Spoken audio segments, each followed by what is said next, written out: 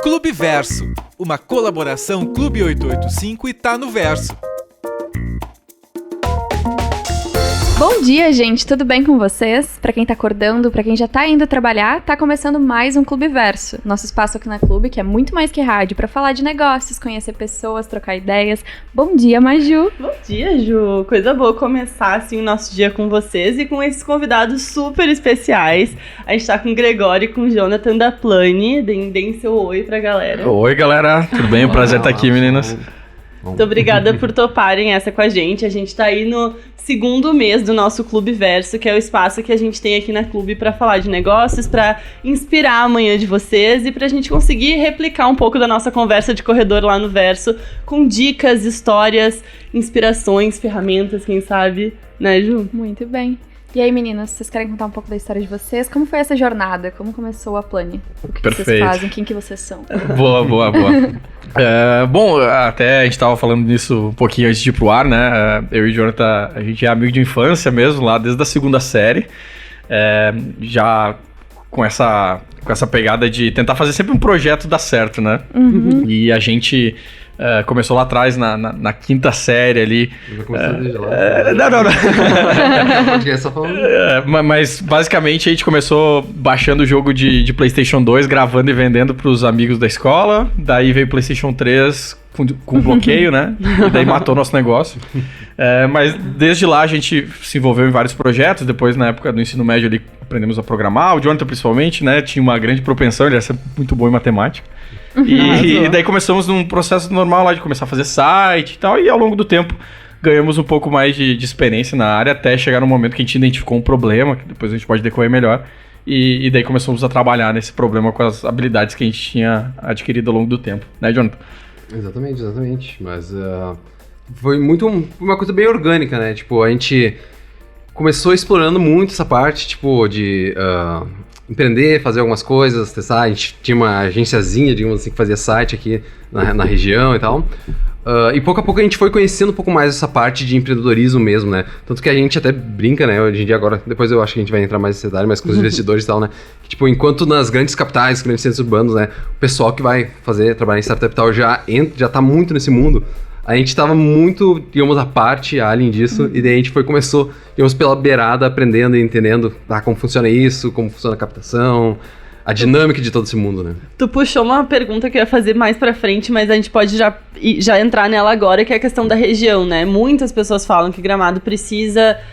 Gramado, Canela, Nova Petrópolis, a gente tem ouvintes até em São Paulo já, né, mas que aqui é a nossa região, precisa de alguma forma encontrar, né, caminhos de se conectar com startups, de pensar mais o lado da inovação, da criatividade. Como que vocês, tendo começado aqui, estando aqui, né, majoritariamente aqui, como que vocês enxergam esse mercado, essa questão de a gente começar a caminhar para essa direção?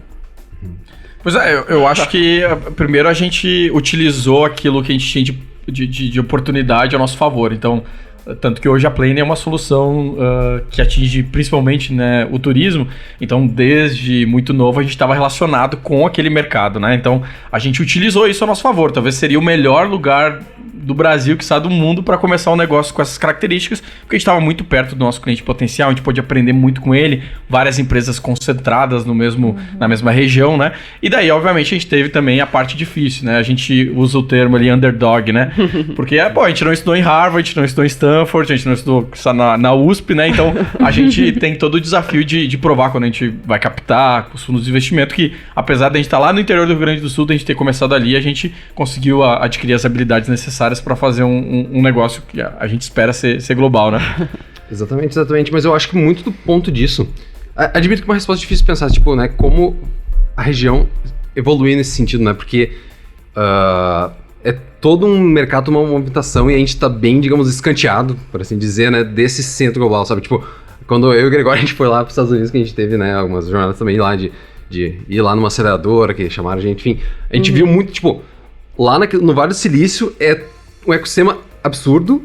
Estados Unidos é outro nível, Brasil é outro nível, daí São Paulo é outro nível, daí tu vai pra Porto Alegre já é outro nível daqui. Então a gente tá numa situação geográfica bem complicada assim, mas eu acho que muito do caminho disso é bem mais ou menos isso que a gente tá fazendo agora, assim, né? Tipo, comer pelas beiradas, né? Tipo, tecnologia em si não é um fim próprio, né? Tipo, tu não vai trabalhar em tecnologia por tecnologia. Tecnologia vem pra acelerar e melhorar processos existentes em outras áreas, né? Então, eu acho que é muito de, tipo, pegar os grandes destaques, né, que a gente tem aqui na região, né, como no caso é turismo, né, entretenimento, né, e começar a trabalhar em tecnologia para começar a fazer uma experiência cada vez melhor, mais agradável, sabe, melhorar os pontos fortes, que daí, pouco a pouco, isso vai puxando, né, as coisas vão melhorando e o mercado como um todo vai se adequando a isso. A gente sempre brinca, meninas, que obviamente a gente faz isso num tom de brincadeira, mas tem um pouquinho de provocação e verdade. Que quem vai resolver o problema que a gente se propõe a resolver somos nós e não nenhum engravatado na Faria Lima, né? Porque a gente conhece o problema muito bem, muito perto, né? E a gente tá muito próximo do que de fato tem que acontecer, que é o cliente, né?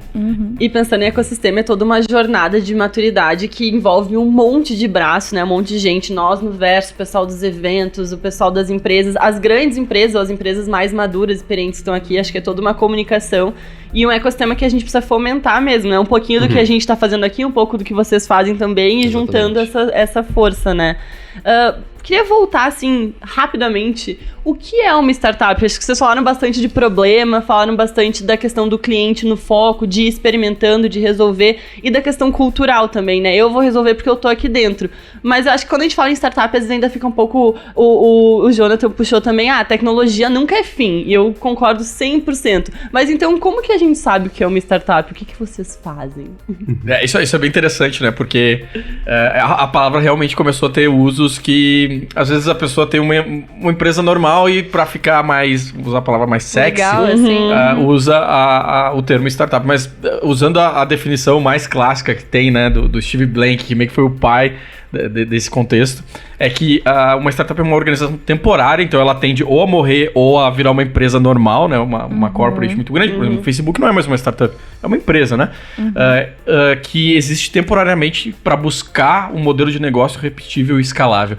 Então, por isso que tem muito a questão de teste, de hipótese. A gente usa muito o termo tese, né? Qual que é a tese da tua startup? A gente tem a nossa tese, que a gente acredita, que a gente aposta, e a gente vai criando mecanismos para validar isso e na direção de criar uma solução escalável e repetível que a gente possa distribuir, né, ao longo da jornada. Outra característica importante é a captação.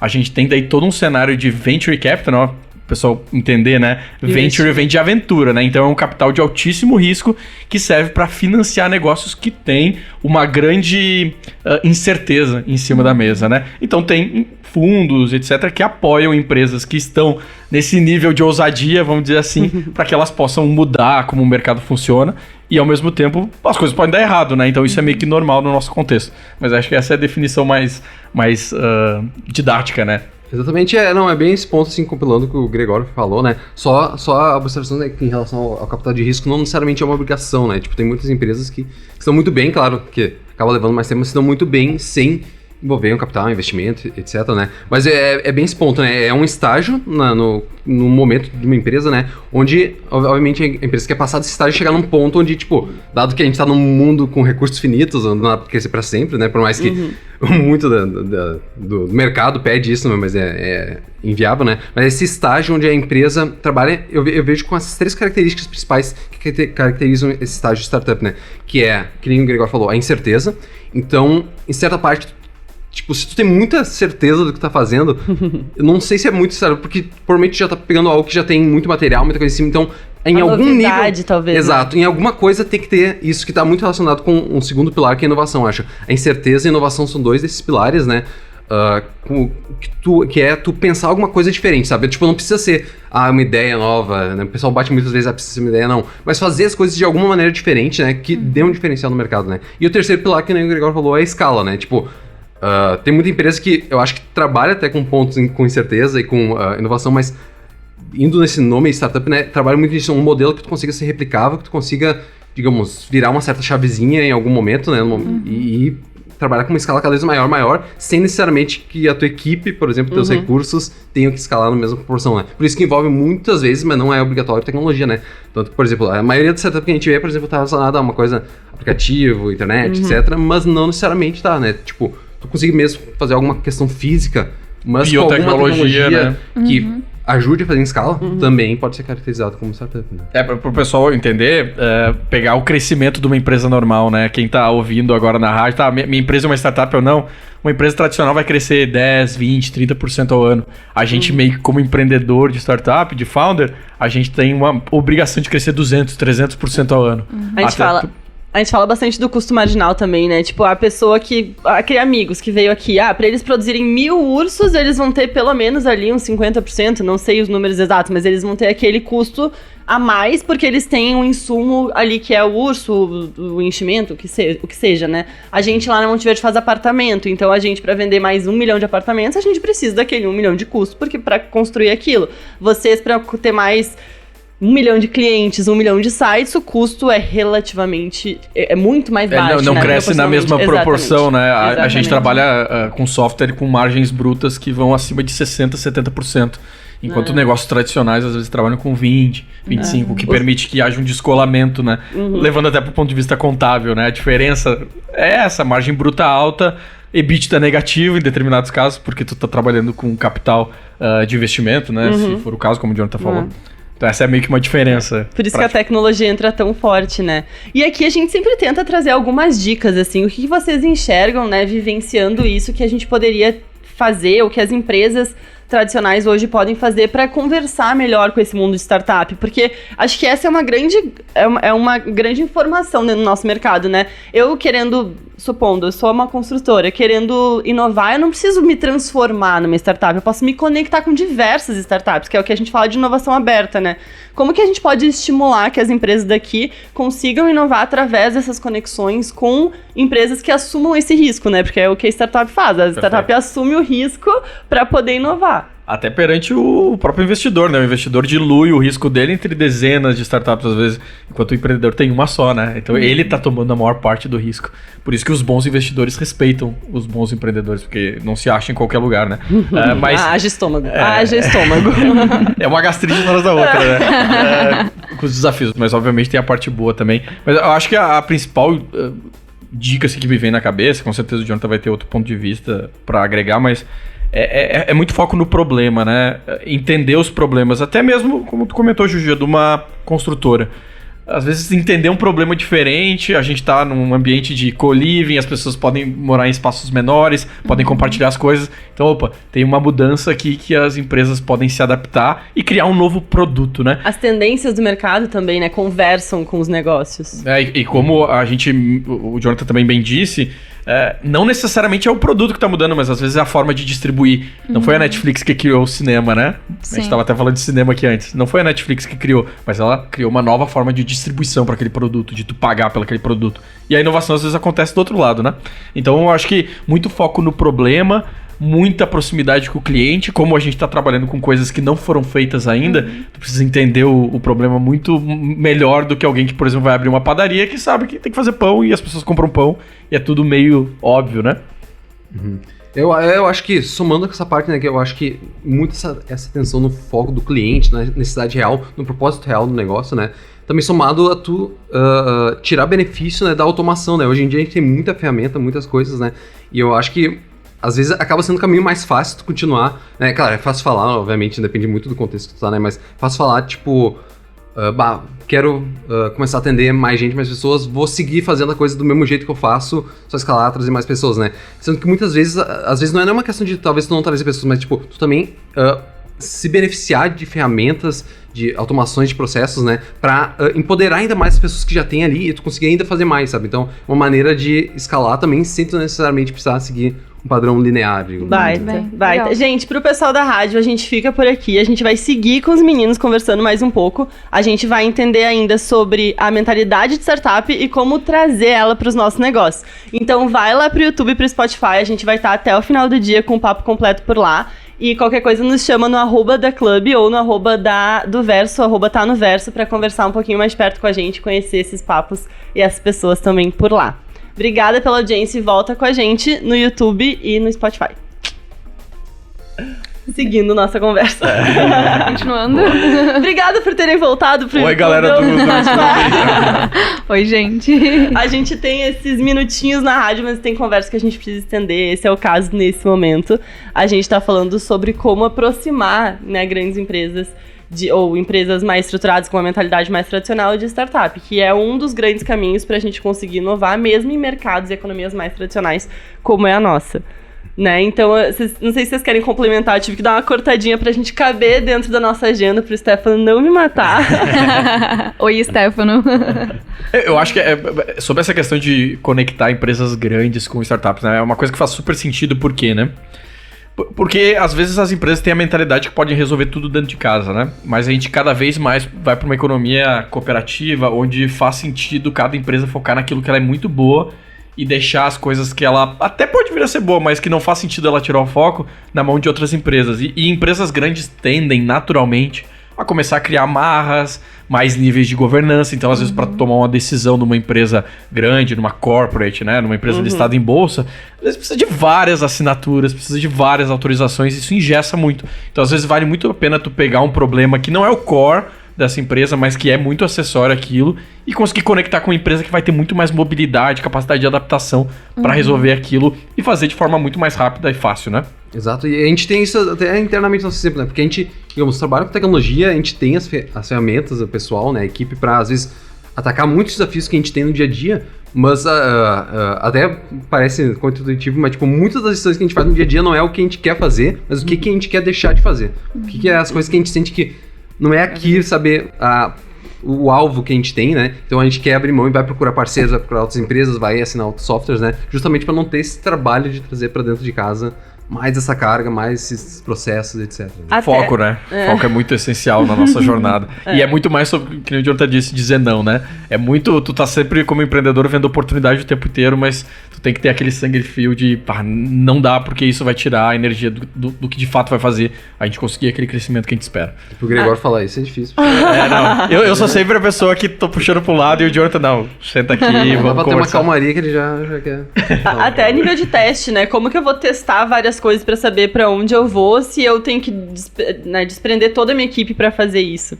Até uma conversa engraçada, né? Vocês falando em foco, a gente tentou contratar a Plani tem uns 6 meses, talvez. Acho que foi. E a gente conversou e chegamos à conclusão, não faz sentido, porque a Plani não está indo pra esse lado, né? A Plani tá indo pra outro tipo de cliente, outro tipo de foco, então acho que isso às vezes a gente tem que aprender também de, olha, infelizmente nesse formato, pra essa tua demanda, não vai ser eu, vai ser o meu parceiro, vai ser alguém que eu conheço, vai ser alguém que trabalha dessa forma. E dói, né? A gente como empreendedor, a gente tá querendo sempre vender, encantar e deixar todo mundo feliz, mas eu vou dizer que hoje, muito na nossa jornada, a gente tem que dizer não para vários clientes. Primeiro, para não criar uma expectativa que depois vai ser frustrada. Os caras vieram aqui, me prometeram mundos e fundos e não cumpriram. Então, quando a gente está começando a trabalhar num nível de criar as máquinas de crescimento, tu tem que ter o que a gente chama de CP, né? O Ideal Customer Profile, né? Qual que é o meu cliente perfeito? Aquele lá que vai entrar e vai perceber muito valor no meu produto, que vai gerar pouco suporte. E é impressionante que a gente começa a ver claramente na operação, quando tem um cliente que descola daquele perfil, às vezes ele não gera o resultado esperado, ele claramente é o que dá mais suporte, então a gente começa a ver os sintomas de tu ter um cliente que não necessariamente não faz sentido a dor dele, mas a gente não é feito para isso, né? E daí, obviamente, outras opções vão ter que surgir para resolver aquele outro problema, né? Com certeza. E o legal de morar numa cidade pequena, ou falando de lugares menores, é que a gente não se encontra nesse momento, mas encontra em outros, né? Como a gente tá fazendo agora. Exatamente. Acho que muito dessa ideia que a gente fala de competição, né, de colaborar e cooperar, vem disso, né, a gente tá todo mundo no mesmo ecossistema, especialmente nesses ecossistemas menores, né, mais locais, e aí a gente consegue indicar também, tipo, talvez não seja o meu foco, mas tem alguém fazendo uma coisa muito parecida que talvez se resolva melhor, e com certeza tem cliente pra todo mundo, né. E um outro ponto que eu queria entrar com vocês, assim, é a questão de aspectos de startup que a gente pode trazer para os negócios mais tradicionais. A maioria das pessoas que está nos ouvindo e agora nos vendo, porque já estamos no YouTube e no Spotify, são pessoas que às vezes não estão ainda nesse mundo tão tecnológico, mas que gostariam de começar a dar uns passinhos nessa direção, ou então que poderiam ter alguns aspectos mais de teste, de inovação, abertura a risco. Como que eu começo a me aventurar, usando a tua palavra, nesse mundo? Vai lá. Falando um pouco disso, assim, tipo, existem várias maneiras, acho, de tu atacar, né, esse desafio, né?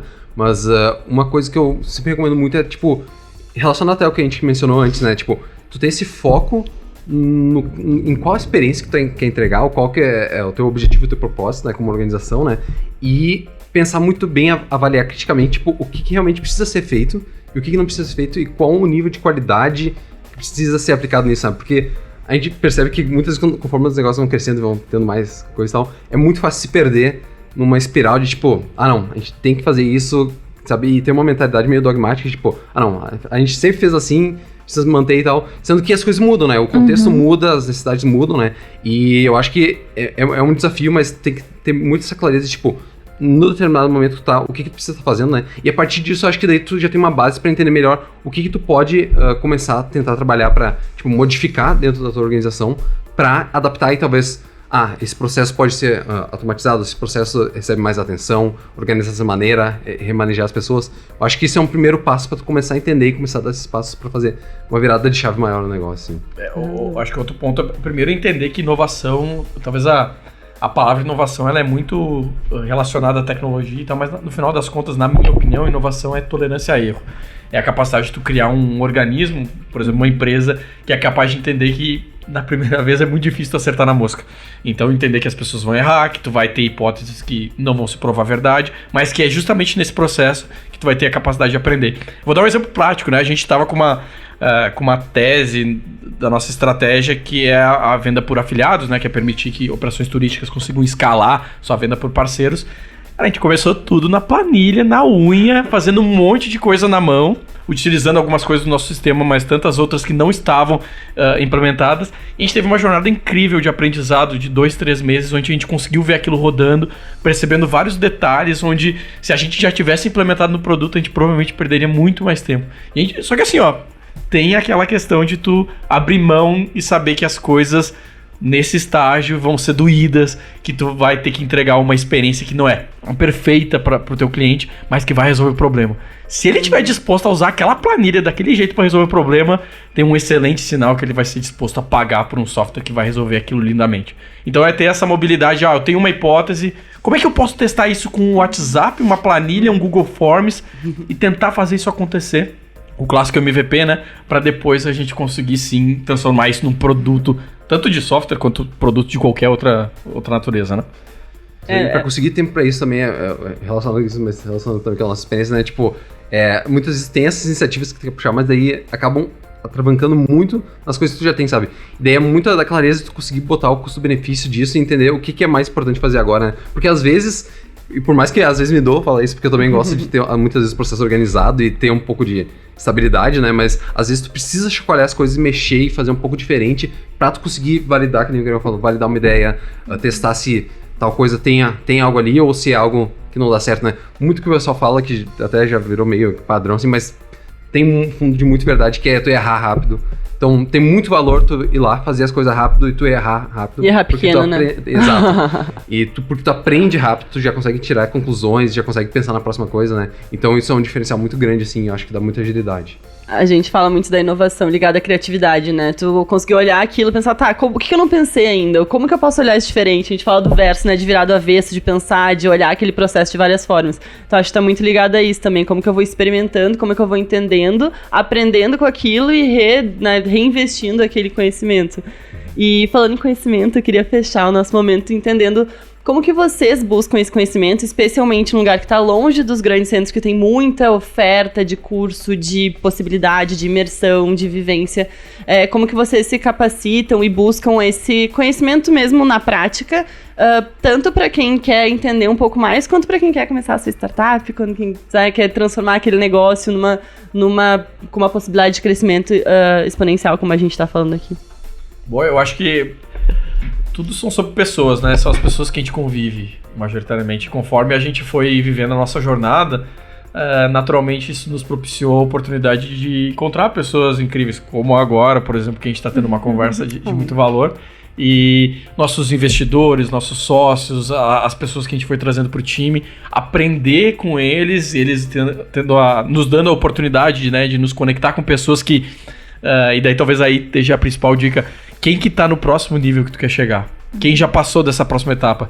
Nada melhor que ir lá falar com a pessoa o que ela aprendeu, o que ela fez errado e o que ela fez certo, para que a gente possa de alguma forma pegar um atalho, né? E obviamente consumir conteúdo que faça sentido pro teu momento, entender que tem que ter um filtro, né? Tem muita gente falando muita coisa. A gente mesmo aqui tá falando as nossas verdades. Não necessariamente isso se aplica a todos os casos. Então ter a capacidade de fazer um filtro e entender que, isso tem muito valor para mim. Isso daqui é uma informação legal, mas não vai mudar em nada as minhas decisões nesse momento. Então esse senso crítico do consumo de conteúdo eu acho que é bem importante na jornada. E bem difícil no momento que a gente tá hoje, né? É muita informação, a gente abre Instagram, Threads agora, né? Twitter, um blog que a gente lê e tem um monte de gente despejando as respostas prontas pra tudo. Só que quando tu vai ver, são poucas as informações que realmente vão te agregar muito, então ter essa curadoria, eu acho que é uma coisa que faz muito sentido, né? E falar com quem já fez. Eu acho que esse é o grande ponto. Exatamente. Acho que o Gregório endereçou muito bem, mas até complementando isso, eu acho que esse é um ponto muito importante, eu acho que tem que dar muito valor, que é tu confiar nos teus sentimentos também, sabe? Tipo, é uma linha bem tênue, bem difícil de lidar, porque, tipo, se tu peca por um lado, tu acaba, tipo, se fechando muito nas tuas convicções e acaba não se abrindo e acaba não oxigenando, né? Mas se tu vai muito pro outro lado, tu acaba indo toda essa corrente de informação que tem pra lá pra cá e tu acaba ficando pirado e ansioso, sabe? Então eu acho que tem uma linha muito difícil de ter, mas que é bem importante, tipo, tu conseguir confiar no teu instinto também e saber qual caminho trilhar ou não, mas saber seguir a tua linha, sabe? Tipo, durante a nossa jornada, eu e o Gregório aqui, tipo, a quantidade de vezes que a gente ia conversar com, sei lá, outros empreendedores ou com investidores, etc., eles davam pitaco no nosso negócio e de modo algum desconsiderar o que as pessoas vão falar, mas as pessoas não estão no contexto, não estão ali sabe, vivendo o que a gente tá vivendo e tal, vivendo o que a gente tá vendo, sabe?